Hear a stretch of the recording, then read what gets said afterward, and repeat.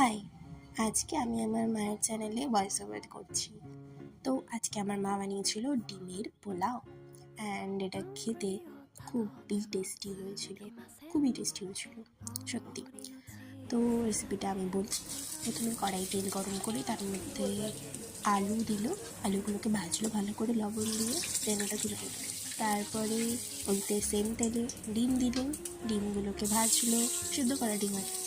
তারপরে আবার সেম তেলেই তেজপাতা, শুকনো লঙ্কা, জিরে, এলাচ, দারচিনি, লবঙ্গ, অনেকগুলো মশলা দিল।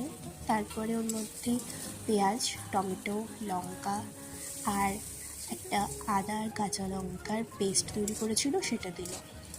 দেন তারপরে ভেজে রাখা আলুগুলো দিল।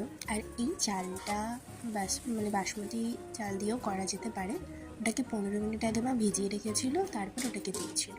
তারপর ওটাতে জল দিয়ে কিছুক্ষণ ফোটাতে হবে, নেড়ে চেড়ে আবার কিছুক্ষণ ফোটাতে হবে। তারপর এর মধ্যে দিতে হবে ভিনিগার বা লেবুর রস।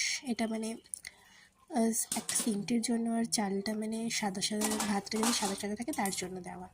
তারপরে কয়েকবার ওরকম ঢাকা দিয়ে নেড়ে চেড়ে লাস্টে ঘি ছিটিয়ে দিলেই ব্যাস রেডি আমাদের ডিমের পোলাও।